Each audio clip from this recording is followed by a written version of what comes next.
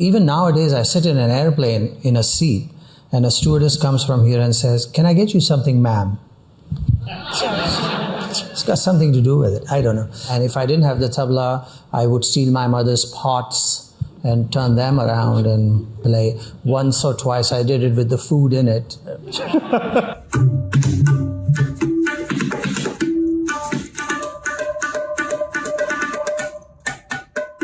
You started learning at the age of 3. Is there anything you remember from that time? Well, first of all, I don't think I started actually learning at the age of 3. I don't think I really had a say in when I actually started learning. You're in a music home, you're in a musician's home, you're in a drummer's house, and he happens to be your father. From the day you're brought in from the nursing home where you were born, you really are inducted. You know, you don't have a choice. And so it was the same with me.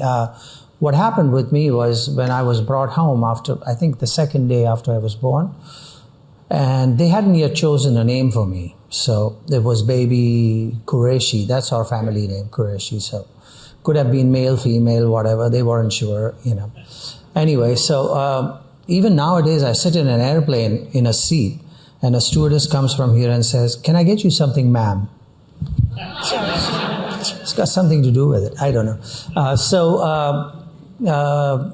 I was brought home, handed up to my dad in his arm.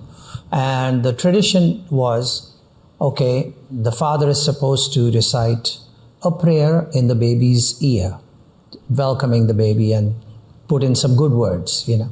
So he takes me in his arm, puts his lips to my ear, and recites rhythms. He did dhagitati, dhagitati, kirdatati, and my mother was livid. She said, "What are you doing? You're supposed to say, you know, prayers, not these rhythms." And he said, "But these are my prayers. This is how I pray." He said, "I am a worshipper of Goddess Saraswati, Lord Ganesha. And this is a devout Muslim talking. And this is the knowledge or vidya I got from my teachers.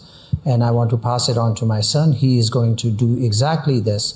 So why not start him early and give him these prayers?" So that's what I mean when I say inducted already. So from there on, I think it was his routine every day to sit for an hour or so or two singing rhythms in my ear. And the way he held me, this ear was closed, so it stayed in.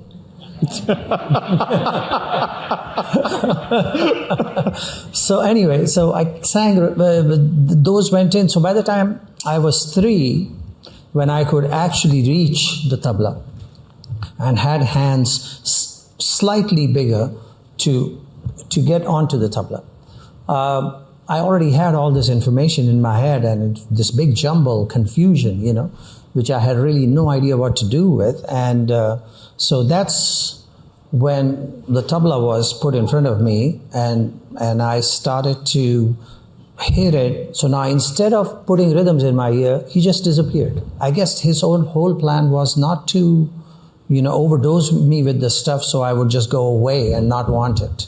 It was more like giving me a little taste of it, and then he pulled back to see what I was going to do with it.